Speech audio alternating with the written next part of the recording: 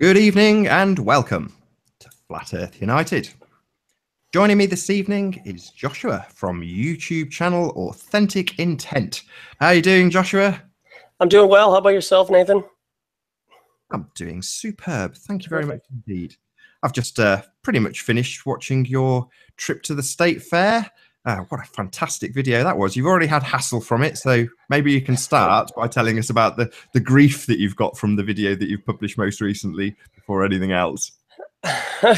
Yeah, well, there's a lot of detractors out there and a lot of people who don't necessarily like what we're out there doing and promoting truth on a public setting. So I've already gotten earlier this morning a privacy violation, and we're just going to have to present Google with my state law about how I'm able to openly speak about truth and video camera people on public property, and we just roll from there. I'm 2 for 2 so far in regards to my privacy strikes, and it's not going to detract. It's not going to stop me.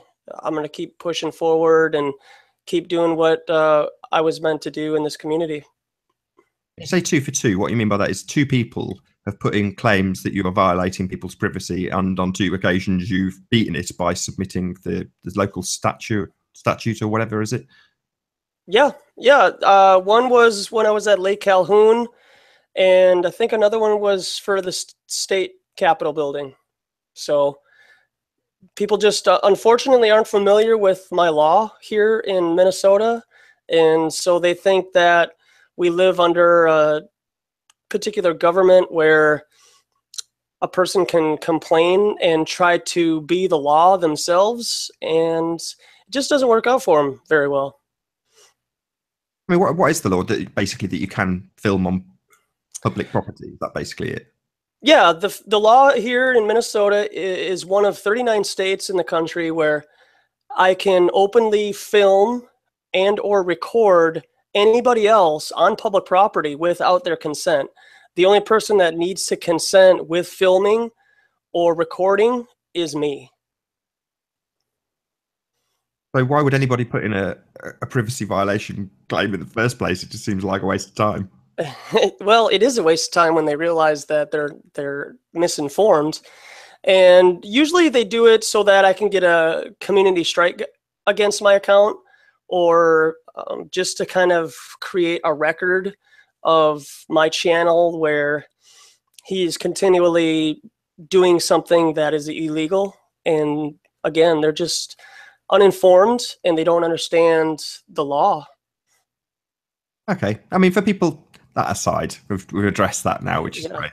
What were Sure. you actually doing for those who haven't actually seen what you're doing out on the street, out in the public with the people, the great and washed? What is it that you're actually doing, and what is your intention?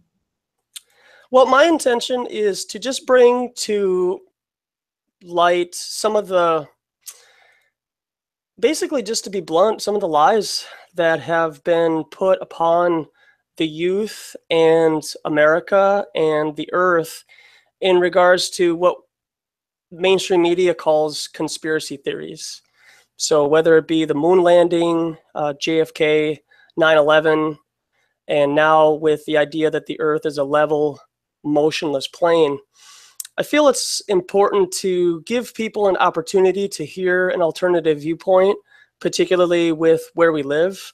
I think that it changes a person's worldview when they come to the understanding that we may or may not live in a Truman Show type environment, and that there might be an infinite dome, with infinite land and resources, or we could be in a contained environment, much like M. Night Shyamalan's movie The Village. And so there's different narratives that Hollywood does give us through entertainment purposes to give us an idea of where we really live, but because it's brought out in an entertainment type fashion, people don't take it as serious as they should. And so we take a lot of what we hear and see and read from mainstream educational system as truth. And we don't investigate anything on our own time when we get older. We just kind of assume that we'd been there, done that, and got the t-shirt when we were in school. So everything that we were taught as we were growing up is kind of settled. And so when people think that we landed on the moon and I present to them information that they might be using harnesses on a set, it changes their paradigm. And I'm kind of out there to just challenge the narrative. I'm not trying to convince anybody. I do go out there with, like my channel says, with an authentic intent to give people a fighting chance. So almost to plant a seed. And hopefully it challenges what they've grown up. And for some people, they've already, you can't teach an old dog new tricks. So they're already old enough to know better, right? And so they just kind of just move on. I mean, from a few of your videos from a few months back, maybe your earlier videos, certainly in flat earth terms, you were putting across quite a strong Christian rhetoric as well. But in your most recent video, that seemed to have been toned down a little bit. Is that intentional, or is that because of detractors? Or I assume you haven't changed your religious views in any way. No, not at all. And with that, I tend to allow the person that I'm talking to bring up the whole God aspect and like, what is your real point in doing this? You must be like a Christian or something. And earlier in the video, when I was talking to the 3 kids and the 2 girls on the left, one of the girls said, "So what do you think about homosexuals since you just said you were Christian?" I do not mind having conversations about faith and about God and where we're at. And I know that it might sound dogmatic with me saying that I do believe that Jesus Christ is God. I believe that the Bible is the 100% inspired word of God written through man. But there's a lot of stuff about the Bible that I don't understand, and I don't nitpick and try to make it seem like I have to understand this, or this part of the Bible says something that offends me, so I'm not gonna follow, kind of obey or trust the rest of the book. And I don't know God's mind. I don't know what his purpose is for us and for me, for that matter. But I don't allow that to dissuade me from understanding that God has me put here on earth to bring attention to truth. And I will say a lot of stuff in the future that will cause a lot of people to feel uncomfortable. And that's not my purpose, but sometimes the truth can be a hard pill to swallow. And I do think that for a lot of people who are in the flat earth community, understand that there is a creator. I guess lean more towards a biblical creator myself. No, that's fair enough. I mean, your title of your channel sums it up quite nicely. Authentic Intent is a really cracking name because it sums up precisely your intentions when you're putting forward your information. It is authentic, and I like that a lot. I mean, I'll come back to this subject a bit later if that's okay, because you're Sure.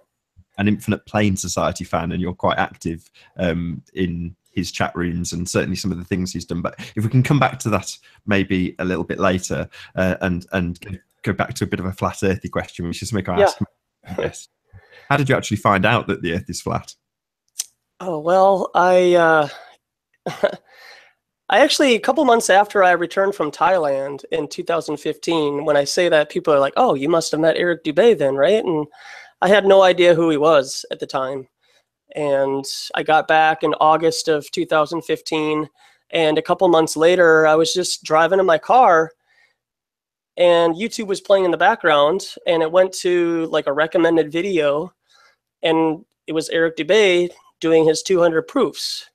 And kind of like 3 or 4 in, I was like, is this serious? Like, it was provocative. I mean, for sure. I mean, to try to give off ideas that we live on a level, motionless plane is one thing, but then to create a 2-hour-long video about it was even more kind of a head scratcher. And so, yeah, I would say like late 2015 is when I started to investigate it more and having my ears open to it. Before that, I was doing a lot of my own personal quote, research of the Cystic Fibrosis Foundation. So I was already on a conspiratorial tip of really starting to question. I was getting very serious about questioning the motives of people who are in charge.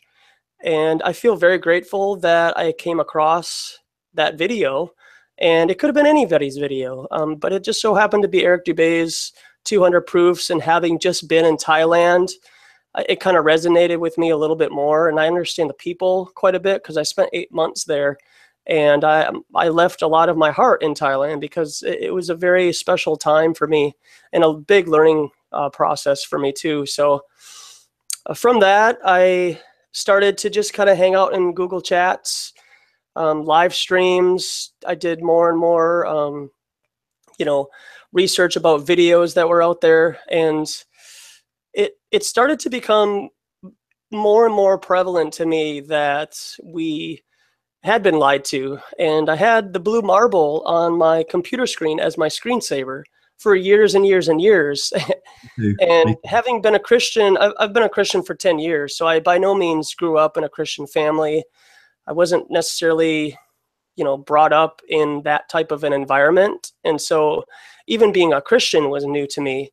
But having the blue marble on my screensaver, I thought that at the time that was what God saw.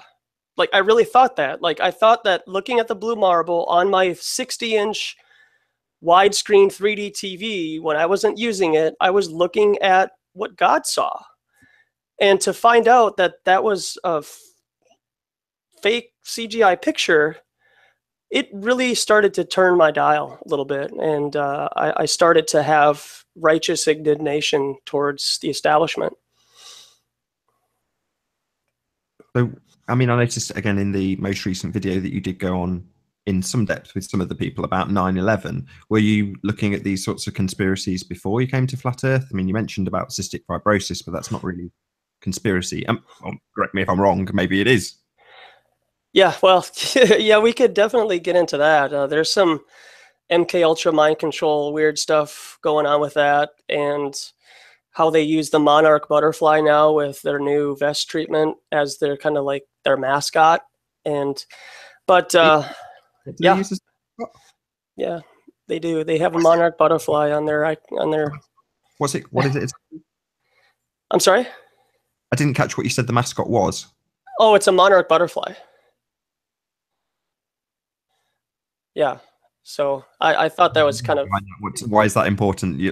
I'm completely ignorant, so you'll have to explain. Oh, sure. Yeah, the monarch butterfly is kind of, in a way, a tramp stamp for people who have been under MK Ultra mind control, particularly in the Hollywood business.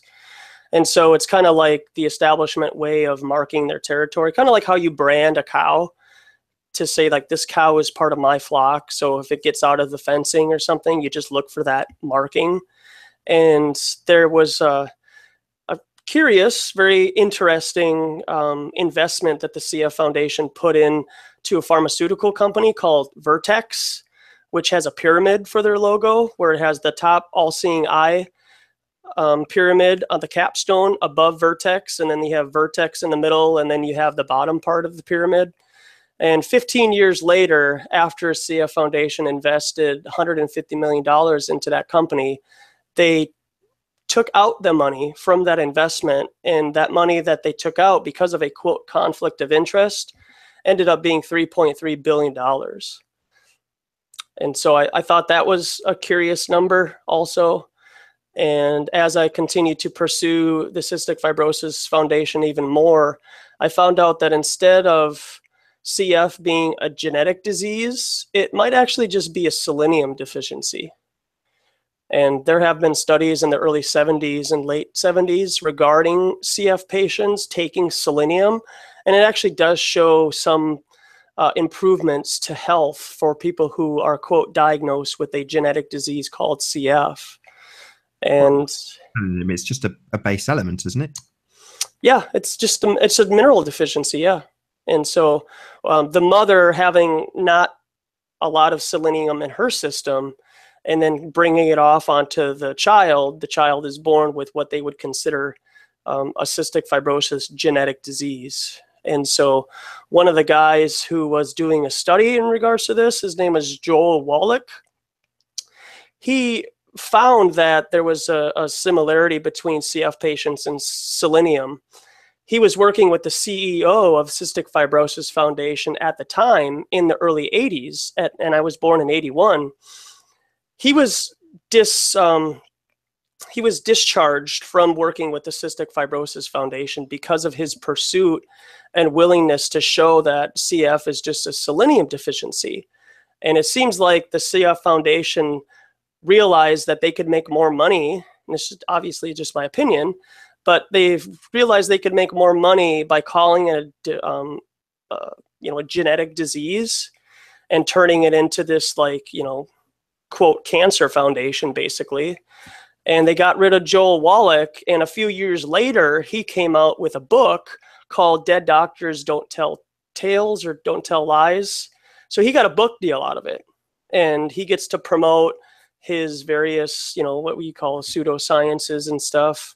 But he still says that CF is a selenium deficiency, but it's not taken as seriously as it might if the CF Foundation was to pursue, treatment with selenium. So from that, yeah, I mean, I've done 9/11 stuff quite a bit. I've been into 9/11, truth and understanding, the types of people that were involved. And it seems like there's 3 levels to the conspiracy of 9/11. And I guess I'm kind of at the top tier of what I think happened. And to share that information it can be quite shocking to the system, because nobody here on Earth in general would ever believe that people would be that evil to perpetuate such an atrocity on U.S. soil. Yeah, the audacity of it is outrageous, and people just can't fathom that could even be in the comprehension of people who govern us. It just seems so outrageous that people have difficulty even comprehending it. But I didn't intend to get into this, but one of the things on your recent video was about directed energy weapons, which is a wood concept. Why would you put that speculation out to people who are so green? I'm sorry to ask that. I'm really sorry. No, sure. No, I appreciate you asking. I want to give people all the options. I want to share and put out that into the quote ether. I know that sounds very new agey for a lot of Christians out there, but you got to understand that there are molecules between me and Nathan, or me and the people downstairs, or me and people all over the earth. And that's how I think prayer comes to be such a powerful tool, is with your intent of your heart, which is a vibration. If you are honest and true and with love deliver an intent towards a particular person, that does not return void. And the opposite happens when you speak evil, witchcraft and seances and stuff like that. So there is a spiritual battle that we're dealing with here on earth. And for me to, with what I believe to be true, to say that out loud and to try to deliver that in a manner that sounds honest, and I'm not trying to, dissuade anybody from going to one particular viewpoint or anything. I believe that it is my role, if you want to go that far, to give people an option to investigate that claim. And so, yeah, and in addition to that, I'll even bring it up. Another level of 9/11 is there may not have been airplanes used during that whole fiasco. So, I mean, that I can buy easily though, because I mean, you've really got it. It's a bit like the moon landings. Once you've seen the magic trick or you understand the magic trick, it seems really obvious. So that you look at the moon landing footage, it looks blatantly filmed on a set. It's just obvious to me and to you and to most people who are watching this now. And with 9/11, the timelines don't lie in terms of the technology for overlaying live CGI onto the footage that they took of the building's collapse. The building's collapse. So yeah, you've only got to look at it, and there's been so many people who've diced up, the nose coming in out of the other end of the plane. Before I waffle too much and take over, what was on your DVD that you're handing out to people? Because again, you mentioned that there's specifically 9/11 information on there. So what specifically is on the DVD about that subject? We'll come off now, I promise. Sure. No. The information on that DVD is a movie called September Clues. And so that movie called September Clues gives people kind of, well, actually, so the first video is Loose Change. So I'm sure that most of the people that are into the conspiracy of 9/11 and whatnot have seen that video, Loose Change. And so that is kind of a starting point, you know, for people to just kind of get an idea that there are some head scratchers with 9/11, Pennsylvania wreckage just evaporated. The first newscaster to come to the Pentagon saw that there was no wreckage anywhere on the ground to show that an airplane crashed into the Pentagon. And so various other things to kind of bring people to that idea, just even like a foundation that 9/11 was kind of a quote inside job. And so from that, it leads people into the one of the ultimate conspiracies about 9/11, and is that there's no planes used at all for that. And so that's called September Clues. And then after that, there's a video of a guy kind of doing a presentation about what he thinks that might have been, and he thinks that it might have been some kind of either a missile or some kind of an orb type highly advanced military weapon that was used. And I just, for me, that's just kind of my thing, is just giving people all of the evidence and all of the options so that they can kind of have their own discernment of whether or not they want to believe it, because then at least my conscience is cleared. Like, then I don't have to feel upset for leaving them with bringing this information up to them, but not allowing them to see these things for themselves. And I think that that's important, because at the beginning of Authentic Intent, I was just telling them my YouTube channel, you know, and hoping that they remembered it, and they went home and then they punched it in. They may or may not have remembered it. So as I've progressed, I got, you know, a quote business card, and now I'm handing out DVDs, so that that is really my burden, is to allow them to go home and do their own investigation on their own time. So MK Ultra, you've mentioned that. Is it something you've looked into extensively? Yeah, unfortunately. Yeah. And I say unfortunately because what a tangled web we weave when we try to deceive. And there's a lot of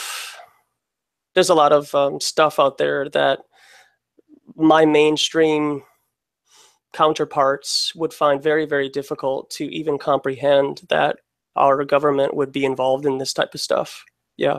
Well, let's start simple. I mean, the way I try to put these shows together is such that I imagine somebody watching it that has no idea about Flat Earth, that has no idea about 9/11, that has no idea about conspiracy, and then they'll hear a term like MK Ultra, and you've probably watched things like Sophia Storm and watched her testimony, and you know, anybody, again, I'm talking to the general audience who we probably actually do have when I say things like that. But when I ask you what is MK Ultra, try and put it across to somebody who has never heard that term, has no vague clue what it even means. Sure.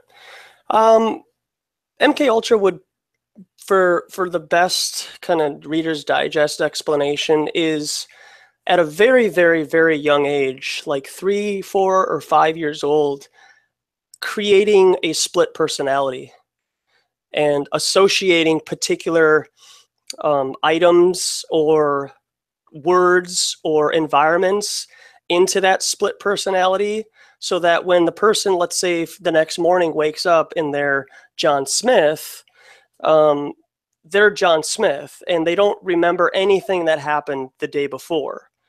And so by using, you know, for example, a white bunny rabbit, they would be able to associate that with a particular lifestyle in their minds, and then they would go to John Doe. So they're literally living two different lives. And what, from my understanding, the establishment does with famous people is they tempt them with money, fame, women, men, attention, and so on. And they use that as a means to perpetuate their goal of how they want to use this person. For example, Britney Spears is a possible candidate of this. And so one way that they keep these people kind of in line is through torture, and a lot of sexual abuse goes on, particularly with females in regards to this. And this has a lot to do with like your sex trafficking and your Ted Gundersons and stuff, because they do use young kids and they kind of mold them and they train them into a particular role that they feel fit for them. And when they're done using them, then they kind of just cast them off to the side. And so I guess, yeah, so MK Ultra would be kind of just a disassociative personality of separating yourself from reality. If you mention Britney Spears, you say they've done, let's just assume that they have, just for the sake of this Sure. discussion. Why? So from the outside looking in, again, I'm playing devil's advocate here. It seems like, why wouldn't you want to be Britney Spears? Why would you need torture? What would be the purpose of doing it? What's the advantage to the person who's actually perpetrating this evil on someone like Britney Spears? Yeah. A particular group of girls is gonna, like when I was, you were growing up in the UK, but I'm sure you saw this, Britney Spears and Christina Aguilera, right?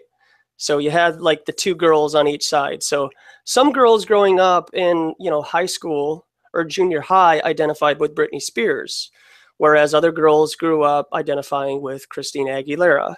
And so that was the same mentality that they had with Madonna and Cher, and just to use them as, kind of like counterparts. So from my, just understanding, in my opinion, people associate themselves with a person because of their character, their songs, how they go about their business, and so on. And so the establishment knows that they have to kind of cover all their bases. And that goes to the rap game too, so they have Tupac and Biggie Smalls, so they own both sides of the narrative. So as much as we might think it's East Coast versus West Coast, they really own both sides. And so it goes along with Republican and Democrat. So as you kind of get into this, quote, conspiratorial world, you start to understand that they have to control all aspects of the narrative so that then they can control the populace as a whole. And some girls who identify with Britney Spears are going to start to act like her, look like her, kind of want to be her, and they'll may or may not be more promiscuous and have kids out of wedlock, right? Or have a particular lifestyle. And in the rap game, unfortunately, the black culture, some guys will be drawn to drugs and gangs and that gangster lifestyle because of the videos that they see, even though that's not who they really are in their heart, but it's a means for them to kind of associate themselves with a group of people. So are you saying that the purpose of perpetrating MK Ultra is just to keep control of whoever it is that they have perpetrated this upon? Yeah. Yep. So have you got any other examples where it's not like something that's more cutting than like a?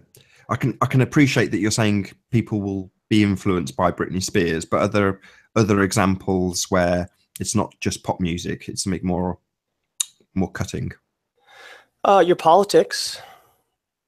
There's some provocative videos out there showing that Bill Clinton, when he was campaigning from Arkansas to be president, there is some video showing that he kind of flubbed his lines and wasn't able to focus as easily. And they were kind of training him behind the scenes and trying to get him into a mindset. I hate to break it to a lot of people, but Hollywood is full of hypnotists. Hollywood is used to bring off a particular illusion towards people. And when I was in Southeast Asia, Asian people loved America and Hollywood and kind of that ritzy feel. And I couldn't explain in English, because a lot of them didn't understand English very well.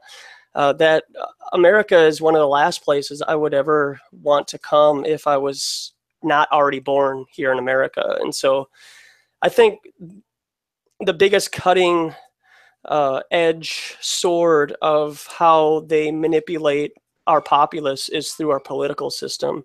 And there's a lot of actors out there. I did a video a couple days ago to kind of show that Larry the Cable Guy fakes his accent. And what you see while they were doing their redneck tour, you know, something like 10 or 15 years ago, that's not really him. Like, that's a character. And when you sit down with him and you talk, he sounds like I do. He doesn't have a Southern accent, but he's able to go in and out of that accent on the spot. And he was able to do it with his friends also, to kind of associate with his friends who spoke genuinely in a Southern accent. And a lot of our politicians, they do that also. They are who they need to be in front of the camera, and when the camera spotlight is off of them, they're a completely different person. I mean, what you're portraying is the image of puppetry. So Yep. Who are the puppeteers?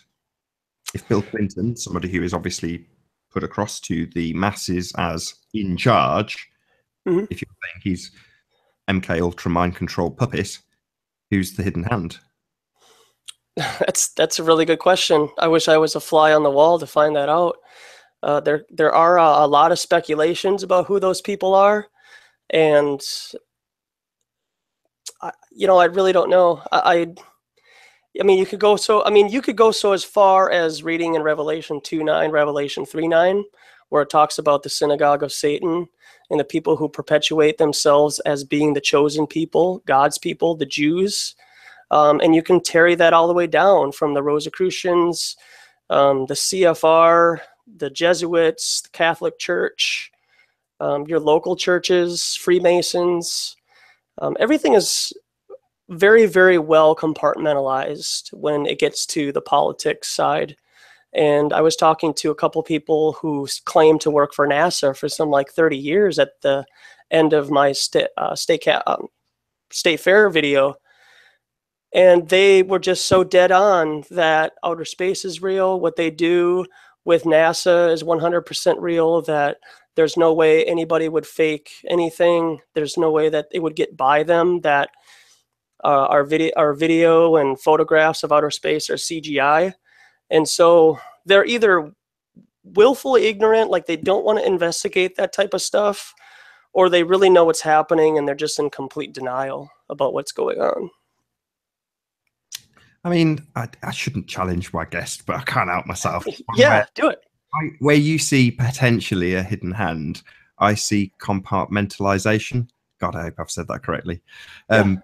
Systems. So if you imagine, this is really, really basic, but if you imagine someone like the makeup lady or Bill Clinton, she's trained how to do makeup and she is essentially dressing the puppet, but she's in no way part of any control over that puppet. But in the same vein, she's part of the system.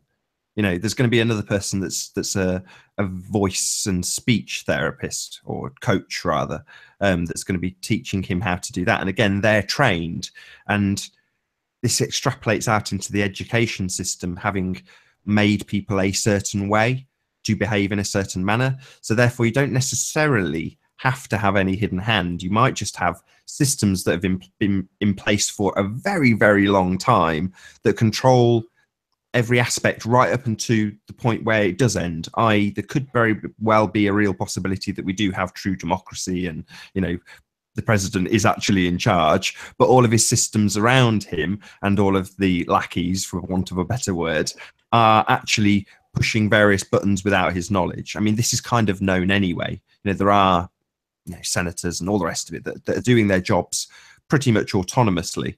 You know, there's the impression that the president has to give his authority on everything, but which is total nonsense. You know, the world would grind to a halt. You can't say yes to every single decision that needs to be made. So in my opinion, just my humble opinion, Sure. we have a very system-based problem, which is where we come in. If there's no hidden hand and we just have systems, we can replace those quite easily with newer, better systems. And there's no fight. There's no man behind the curtain necessarily that we have to go about, dethroning before we can put a better system in place. We just have to come up with a better system. But that's just my humble opinion. The hidden hand may very well be the case also. It's not for me to say. But yeah, I'm gonna bring the subject back to something that we were talking about earlier, which is, because we have now talked a little bit about your Christian beliefs, and you've quoted a bit of scripture. Now, what appeals to me about Infinite Plane Society is the fact that he's debunking quite a lot of religious beliefs. So there's a bit of a contrast there that doesn't make sense with yourself. So how do you square that circle? Yeah, like I said, I didn't grow up in a Christian family. So my idea of who God is, our creator, Jesus Christ, whether or not the Bible is a credible book, whether or not the science books that we read are credible. And a lot of people want to say that there are more ancient texts to prove that the Bible is just a copy of a copy, and it's just like kind of the best of stories, if you will. And over just time, life experience, prayer, and everything, it has led me to the understanding that there is one perfect 100% true thing in this reality, and that ended up being the Bible. And whether or not people want to agree with how you pronounce Jesus Christ's name, the intent of the story is to show how he came to earth, lived a perfect life through the law that was given by God of how a person should live, which is completely impossible for us as human beings to live. Like, even a white lie is a lie, and you've already tainted yourself. And so for God to send himself here to live a perfect life, be an example, he wasn't born to be a martyr. He was born to just obey God. And the Pharisees and those people who obeyed what they felt was the law in their own right saw his testimony and his lifestyle and determined that he was the devil, that he was claiming to be something that nobody could ever be, because nobody's ever seen that. And for him to die for us and then be risen from the dead with the Holy Spirit in mind, that is what I feel that I have in me. I have the same spirit in me that rose Jesus Christ from the dead. And anybody who confesses with their mouth that Jesus Christ is Lord will be saved. And it's a process to go through. And I hear a lot of negativity and detractors about who God is, that he's a female, he's an androgynous being, that he was created by another being, and it was just like this perpetual creation of God's. And he is the great I am. So he has always been, in Exodus 3:6 and in John 6:55, I think, there's a comparison between the Old Testament and the New Testament to say that he is the I am, which means he has always been and always will be. And so when I hear people talk about him or God or the Bible in other channels, like Bro Sanchez or IPS, I respect them for being open and speaking their mind about what they have experienced and what they have come to their own personal convictions. In my mind, though, I think that flat earth can be used as a foundation to promote your own spirituality. And a lot of people would say that about me. I got that a lot when I first started on Facebook, before I even did YouTube Live, that I was just using this as a platform to talk about, quote, my God. And that never really crossed my mind, to be honest. I didn't become a flat earther because of what I read in the Bible about the earth being firm and immovable. That just happened by happenstance. I was totally into promoting truth and wanting to know more truth, no matter how hard it was going to hit my heart, regarding vaccines, chemtrails, and GMOs and stuff. I was just like, God, just keep giving me truth. And when I was delivered flat earth, separate from what I read in the Bible, it was like, this is the ultimate deception about where we live, because if we do live in an enclosed type of a system, and what we see in the sky and what the trolls, if you will, try to promote of trying to prove that what we see in the sky proves a globe Earth, that's just more of a means for what I feel to an extent the controlled narrative of flat Earth to be, where they want people to pick a side now. And I kind of went into this a little bit in one of my, quote, vlogs, but I'll give you a Reader's Digest real quick. My viewpoint about flat Earth and, the biblical God and stuff is one thing. And then the other side of it is, there are no atheists on flat Earth. So when somebody becomes a flat earther, they start to realize that we are a created being from a higher power. I really think that that's where the establishment wants us to be eventually, is they're giving us that option to believe in a higher power, because the people who are in power right now, they believe in the Bible. They just think that their hero is Lucifer and not the biblical God. So they do believe in the Bible a lot more than most Christians do, which is really unfortunate. And I think that that might be one of the means that flat Earth was put out there, is because the establishment is, this is my opinion, I kind of humor this idea, but when you're playing a video game and you're kind of tired of playing it on easy or medium mode, you set it on super hard. You put all the sliders for the AI to go up to the highest spot, and you see how challenging that is. And to be honest with you, I think at times that the people who are in charge are tired of putting one over on these sheep.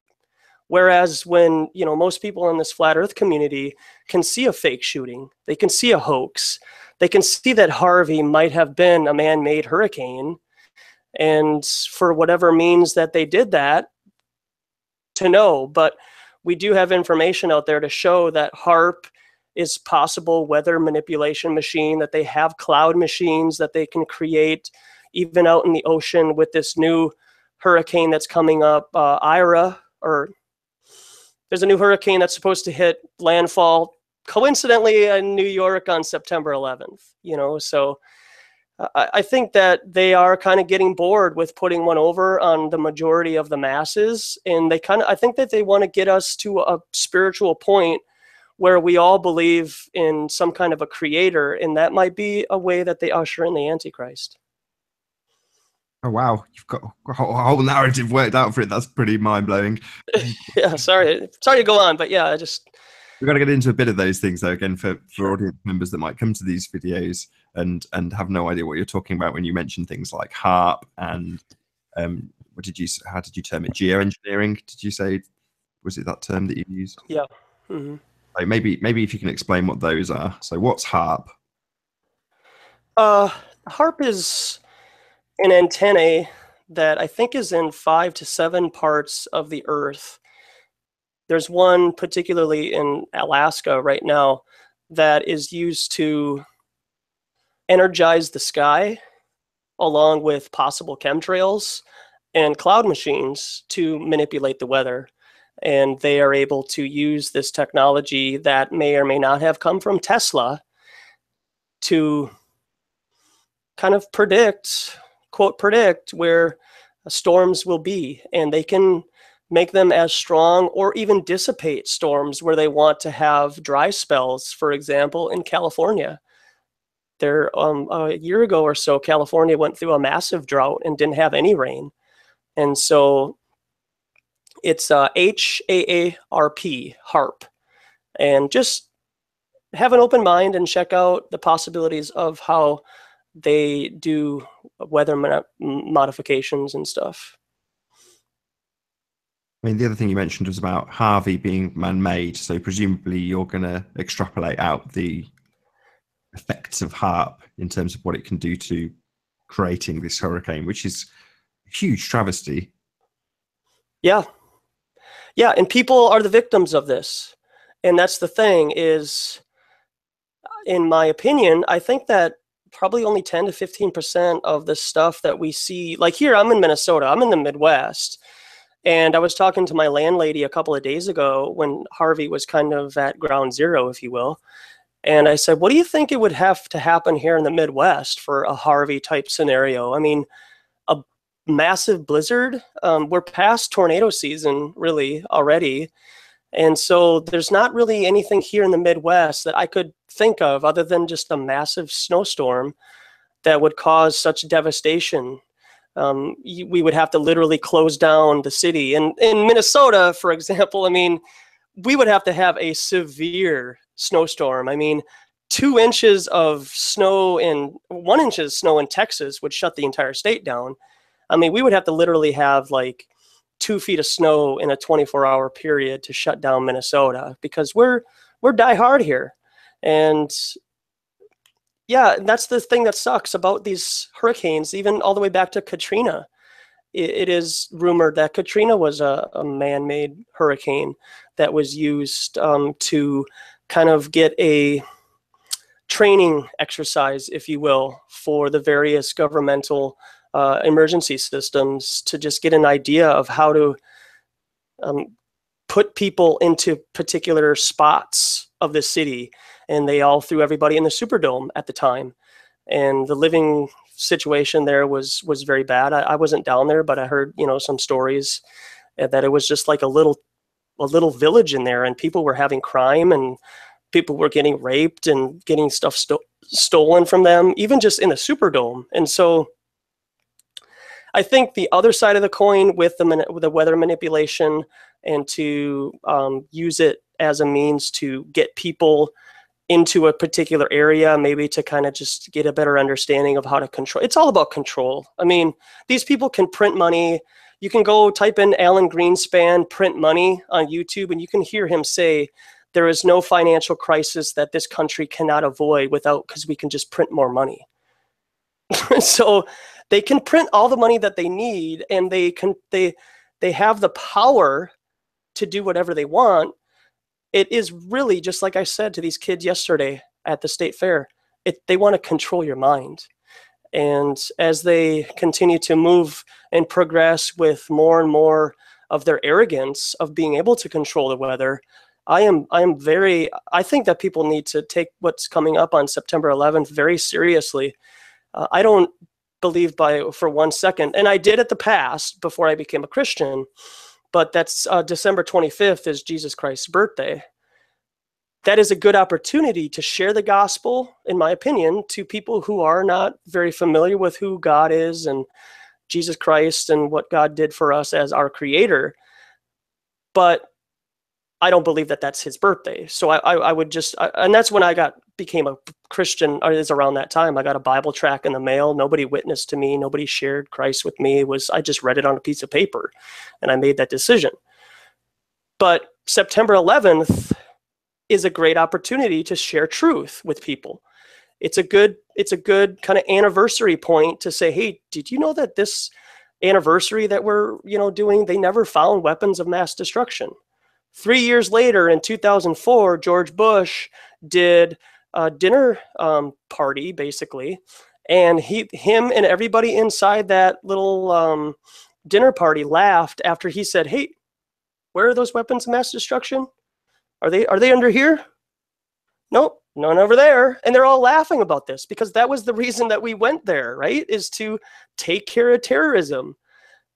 And yeah, and then to progress, and find out more truth about 9/11. But I really think that this opportunity when 9/11 is coming up, and then having this new hurricane that's supposed to hit New York on 9/11, to think that that's a coincidence, and to be a sheep out there and think, oh my God, a hurricane's coming on 9/11, like that has nothing to do with anything. It's just a coincidence. And I'm not a coincidence theorist, really. So. I mean, the other thing that I've got to keep track of this correctly, you kind of alluded that we were being led down the road of flat Earth. I mean, in my mind, I see flat Earth, or just the discovery of the Earth being flat, as an inevitability. It is flat, and it's only a matter of time. Therefore, everything that the systems, as I put it earlier, are set up to do are to just perpetrate that deception. In other words, there might be some psychopath at some stage that just feels like having a laugh and letting out information. People are people. But I think ultimately the systems are very specifically and tightly controlled and designed to deceive us. In other words, things like the moon landing, they're not making it crappy so that we can figure it out. They absolutely wanted to convince us, hook, line, and sinker, that they went to the moon. So it's hard for me to wrap my head around it when you say we've been led into this information and somebody has let it out. So maybe you can elaborate on that a little bit and give me a bit of clarity, or the audience a bit of clarity, maybe. Yeah. You know, when you're growing up in high school, you have the counselor will bring you into a room and you have a conversation with them, and they say, "What do you plan on doing when you grow up?" And like what's your 5 or 10-year plan? You know, I mean, did you ever have that conversation? Did they do that in the UK? Kind of have like a counselor talk to you when you were in high school or college and have you planned for, 5 or 10 years in the future? Well, we had a careers advice meeting which lasted about 10 minutes, and they basically established whether or not you were going to get a job when you finished. That was pretty much it. They certainly didn't, not to my recollection, say, do you have a 10-year plan in place? and yeah, and for a lot of people, especially a lot of in the Black community, there's a lot of young Black men that don't even think that they're going to live past 25. So but with that being said, some people do have a 5 or 10-year plan, and they have an idea. Okay, I'm going to go to school for 2 years, and then I hope to be doing this. I hate to break it to you, but the establishment, they are planners. They have a 50 to 100-year plan, and that's a minimum. Some of these families have a 500-year plan. And so when they kind of flip the script on us, when everybody at the time, 500 years ago, believed that the earth was flat, and then they flipped it on us to believe that the earth is a ball, that was a plan, and it is manifesting itself out as we speak. And so these people are planners, and I have a video about it in my playlist. The playlist is labeled The Establishment, and it's Lord Jamar talking about, you're not a planner if you have a 15-year plan of what you plan on doing when you're in your early 30s and you're in college right now.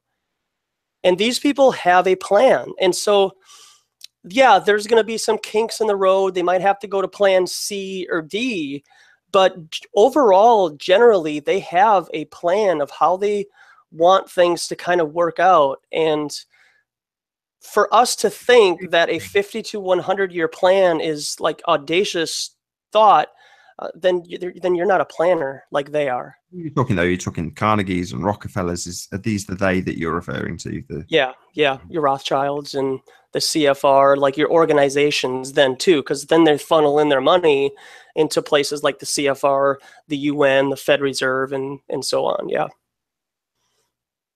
Okay. And what you're essentially saying, I'm extrapolating out what you've said, that they would plan to let us know about the deception, or is the flat Earth idea wrapped up in a parcel with an azimuthal equidistant map, the way that the detractors say that flat Earth is, i.e. it's a dogmatic belief with a specific model? And, is that what you're saying they're rolling out? Yeah, that is options. Again, it goes back to your Britney Spears and your Christina Aguileras, your Justin Biebers and your Justin Timberlakes, for example. Kids are going to identify with a particular person. Flat Earthers are going to identify with a particular model. Infinite plane, infinite dome, snow globe encasing, pizza model where the crust is the ice, ice wall, and we're just all stuck here and we're in a nutshell. Help, I'm in a nutshell. And if you climb over that 200-foot wall, then there's more lands, like Admiral Byrd says. So yeah, there's a lot of narratives out there with flat Earth, and I don't want to say I've read them all, but I am fairly privy to the more, quote, mainstream ideas of flat Earth. And as I've become more, quote, wise in how I deliver the idea of flat Earth, I try to kind of step back from the, saying this is the for sure model. I would, with that being said, I would say that there is more of an idea that we live more of in an enclosed system where the dome and land are infinite and they just keep us in. I mean, not very many people who are civilians can afford the $30,000 to fly to Antarctica. There's just not a lot of, Joe Smiths that are going to be able to do that. And so you are taking a lot of what you read on the internet. So what's that? You're under the illusion that you need to go to Antarctica to discover something. Whereas in my mind, the whole deception is about the land. It's all about the maps and where things are. So if you have any narrative at all that's allowed into into our spheres of influence, then you would want it to be one that's a deceptive narrative. So to me, the ring of ice around us that's sort of trapping us in this area is a nice, it's akin to the globe, in my view. Yeah.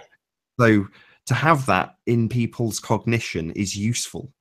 It means that you can keep people nicely contained within a certain area.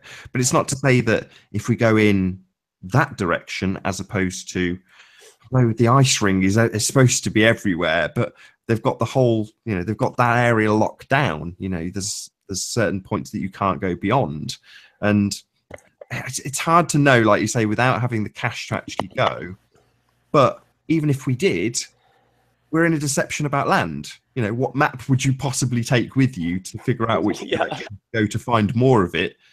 Whoever they are, may well know that there's more, but I don't think so. I think they have the same source information we do. But it's hard to know. We can only speculate.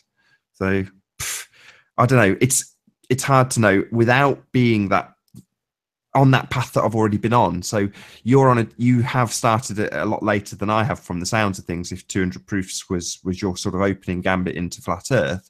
Because for me, it was useful to have a narrative from someone like Mark Sargent, explaining how the azimuthal equidistant map worked, so that you could wrap your head around the concept of it being completely different to how you visualize the Earth being, i.e. a sphere.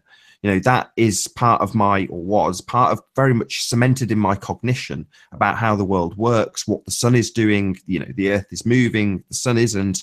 All of those sorts of things were cemented in my mind. So to have a model like an AE map with a ring of ice around it and the sun and moon going over head, seeing that means you've got a nice visual representation. But 2 years on, I'd be like, scared almost to put that across to somebody, because I kind of know in the back of my mind I'd be filling their heads with nonsense if I was to put that across. Yes, it's a useful tool to help them visualize, a flat plane versus a spherical, it's hard to even describe what the globe is now. It seems so ridiculous, but to have a map wrapped around a ball, that notion was or is how most people see things. So it's useful to conceptualize it as a pizza or whatever. But beyond that, I do genuinely feel that it's complete nonsense. That is a government-controlled, elite-created map. So why would it have any truth in it, in a deception about land? And they've gone to the extent of wrapping that map around a ball. Why would the original be anything authentic, or any of the others for that matter? So I don't know, it's a double-edged sword, using those models to put across to somebody the concept, when, at least in my view, I think they're nonsense. I can't sell it. I can't sell the AE map model anymore. Yeah, and how about selling the Pac-Man model to a woman in white gloves? What do you think about that? Yeah, I don't know. I don't want to pour too much scorn on the Pac-Man model believers. I mean, the Sun and Moon group are doing really well at the moment, and I just fundamentally disagree with a lot of what they say about the model having tracked the sun. I mean, this spans into a different argument I had recently with curved water, because there's an aspect of the sun tracking that's yet to be debunked, and I haven't made a massive song or dance about it until recently, because I was challenged on it. sort of asked how did the sun and moon, how did the sun tracking actually, what did it do? What use was it? I said, well, it conclusively debunked the heliocentric model based on two people being at, you know, opposite positions on the globe, and it simply didn't work on a globe. You know, you had Robin Poe holding up this globe and saying, here's the one person, and she holds up the globe and the person's on the back side of it, and here's the other person, and they've both got eyeballs on the sun. Now, what we were doing was extrapolating out what the heliocentric model says should happen, and it simply wasn't possible. Now, to date, nobody, Curve Water included, has gone along and said, well, no, you're misrepresenting what's actually happened, or you've used CGI to present the sun, or whatever. Nobody's come along and debunked that.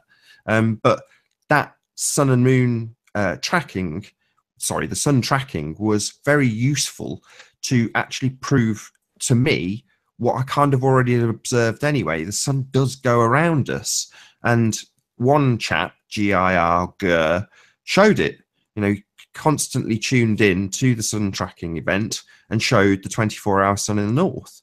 And we got to see it live on air with our own eyes. And I can't put hand on heart and say I've seen it with my own eyes, but I've been very far north to almost see it, you know, within maybe 2 or 3 hours. You know, it goes down and then you see it come back up again. But it's to me nonsense to deny that we have a circling sun. That's just the beginning. You know, circumnavigation is the same. You can circumnavigate. That's a fact. Again, you know, it's used in both flat and globe models. Again, on your, we'll bring it back to you. Sorry, my little waffle. Your recent video, that was one thing that people, the little black girl that you spoke to said exactly that. We can travel around because it's a globe.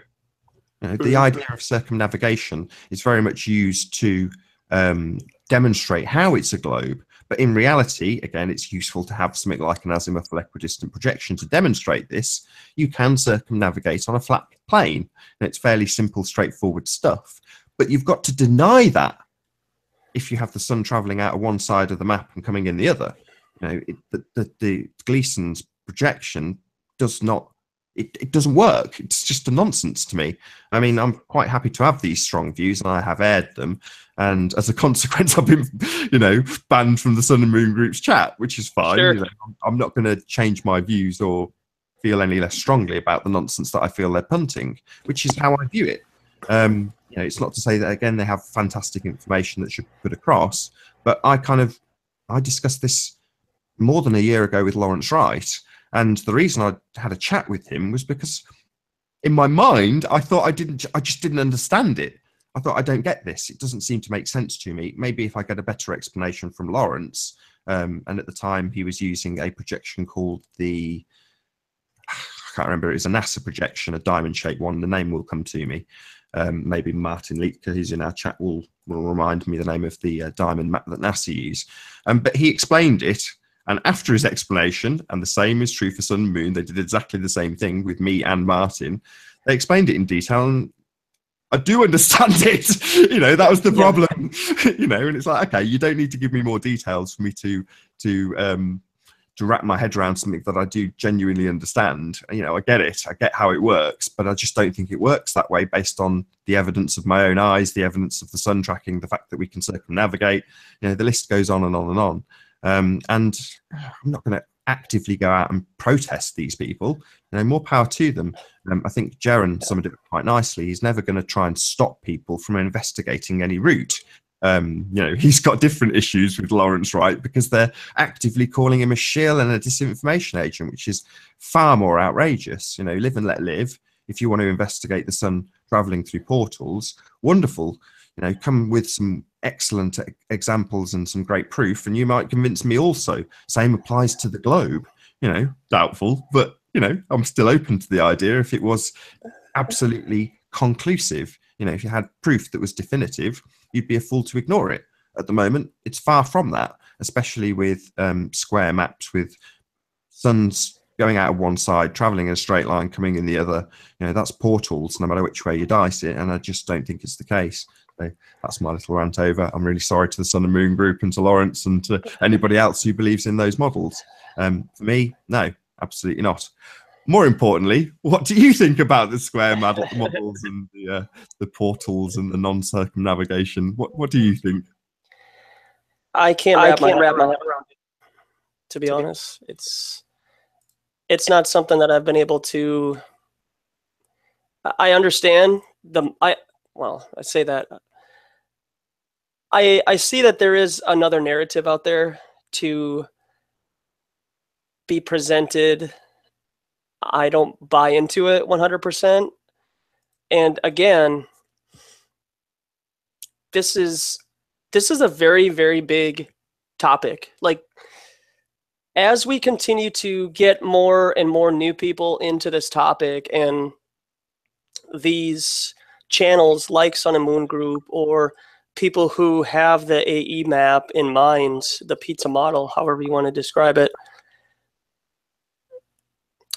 it is a narrative that I think the establishment is allowing to be out there because they want to muddy the waters, and they don't want us to have a 100% fixated model that we can show new people.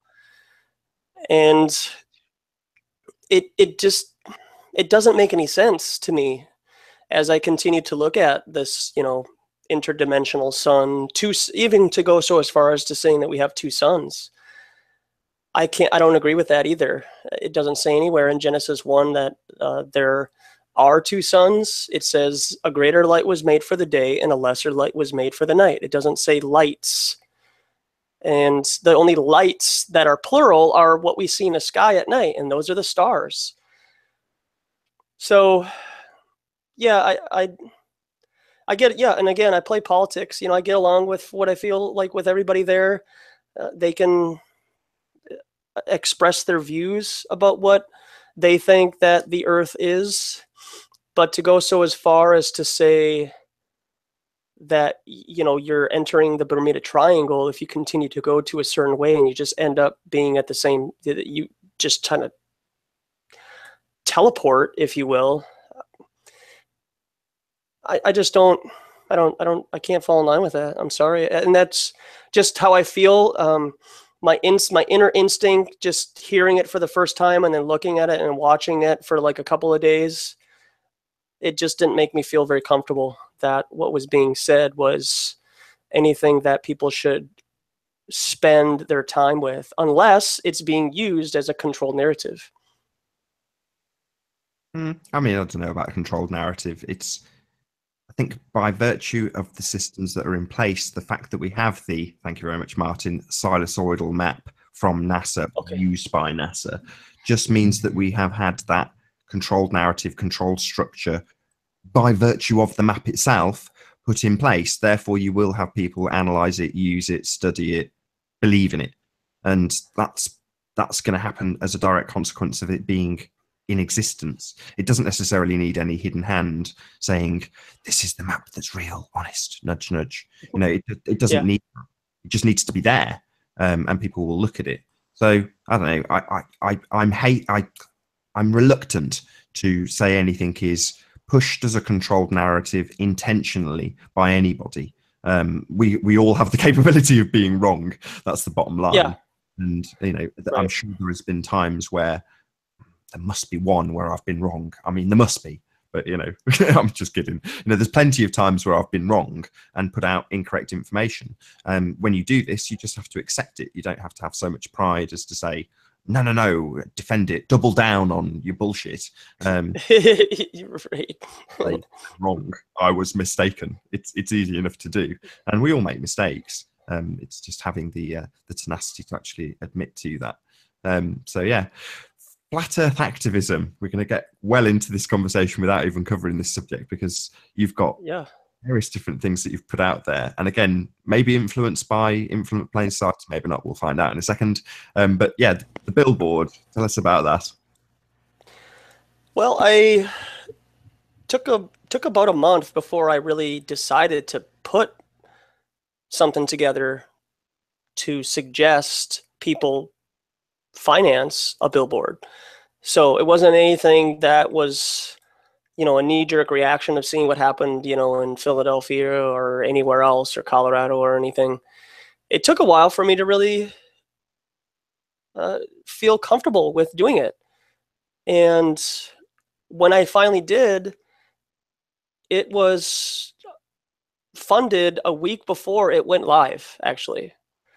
And so with the donations that I got in an abrupt fashion, instead of putting it near the Minneapolis International Airport and by the Mall of America, which was my first initial plan, because I'm thinking like, okay, maybe it's going to take like 3 months to fund this thing, you know? So we'll just put it up at just general place. And when I was talking to Clear Channel Outdoor, I said, hey, let's talk in October and see. I mean, that's literally what I said. I said, I want to set this up. I just want to get a quote from you and everything and find out the various billboards that are available down by the international airport, and let's see what happens. And I said, let's chat in October.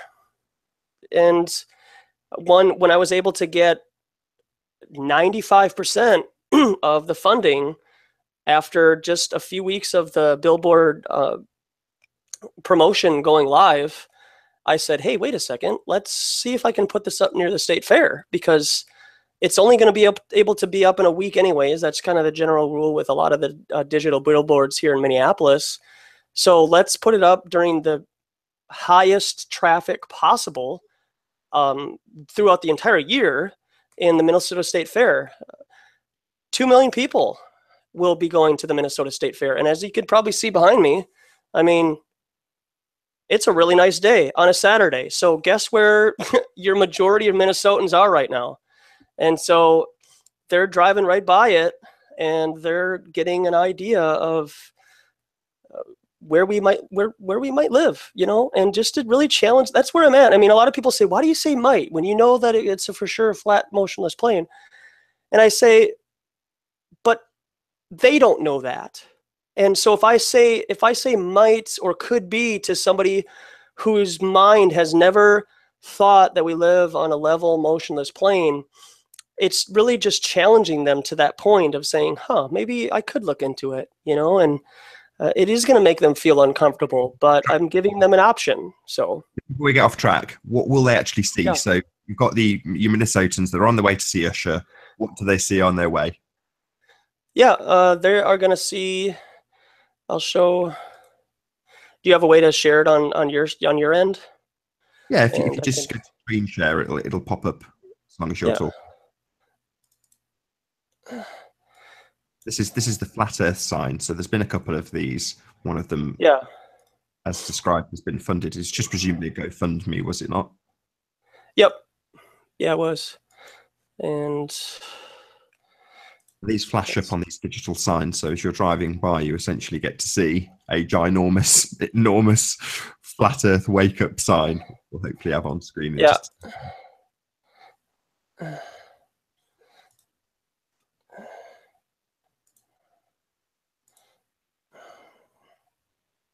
There you go. Can you see that? Yeah, looking good. You have to speak again just to bring it over to you. You just say something just so it brings it over to you. Yep. All right. So this is it right here. Welcome to the Minnesota Flat Fair. 71% of the earth is water. Water is always flat and level. Hashtag flat earth. YouTube authentic intent, and the YouTube channel to bring them to my channel is down below. So I actually caught a little bit of flack from local flat earthers, not local, but, you know, in the community, saying that why did you put your, channel information on the billboard? You know, is it all about you? You have this monstrous ego. And actually, by rule in Minnesota, you have to direct people to know who is funding this billboard. And so I'd love to hear the conversation that those flat earthers had when ODD put his billboard up and put his information up there. I wonder if they said the same thing to him. So, but yeah, so that's it. And that has been up since last Monday at midnight. And then tomorrow at midnight is its last day. Absolutely awesome. Oh, yeah, we're going to start rounding out this show. So maybe if you can tell us about things that you've got coming up in terms of future activism that you've got planned, and then plug your channel, and I'll thank you for being on. Yeah. Sometime this week, I'm going to do something very controversial and head out to my local Fed Reserve Bank in downtown Minneapolis. And, kind of just put out a demonstration. I'm going to go there during a weekday, during work week time, and all of the activism that has gone on the last couple of weekends, particularly in, California. They do all their activism on the weekends when they don't have to work or whatever. And so, yeah, so I plan on going downtown Minneapolis to do that. And I am very much in the process of trying to understand how to bring flat Earth to Congress, or at least in my local committee meetings, and present the idea that this needs to be taught in schools as an alternative teaching for kids as they grow up. So I know that there's a couple of people out there that love to hear that, both positively and negatively, that think that it shouldn't be taught to any children at all. And you're part of the problem then. And you want to keep us at this constant Santa Claus is real, the Easter Bunny is real type of deal. And I'm not about that. I am very much in this community to bring change to the overall level of how we are raised and our worldview. And it's very important to me to bring kids up in a reality of truth. And I think that it will help push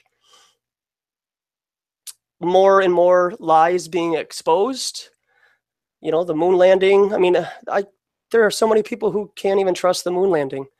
And so we just need to just put the kibosh on everything. If the Earth was really a sphere, flat Earth wouldn't even be a conversation right now. Like, it just wouldn't be. And so for there even to be a shadow of a doubt that we live on a level, motionless, firm plane, that's a problem to me. And I want people to contact me through my email address or, through Skype or whatever, so that we can start moving forward with putting this out there and stop like with the 8-hour hangouts, the songs that you play when you've upped somebody and you tell them to leave. The prideful boasting of flat earthers trying to put one over on a globie, if you will. I'm getting tired of hearing that. And it's been over 2 years. And I'm kind of bored with the drama and that narrative of people feeling like this flat earth thing is a means for them to benefit, whether it be their own ego or attention or whatever. That was never my intention. My intent with openly speaking about flat earth and other controversial subjects is to make a change for those who are growing up in this country and on this earth. Stuff. Hopefully it won't turn into a scene from They Live when you go to the bank. That's the most important thing. Don't turn it On that note, I want to say a massive thank you. Did you want to just plug your email address one more time, give your channel name and any other contact info before we round out the show? Yeah, so I am Authentic Intent. My real name is Joshua Swift. On my channel, you can see that I'm not Pinocchio. I am a real boy. And so you can look at all my history of the various things that I've put up in the past and see that I'm a real person.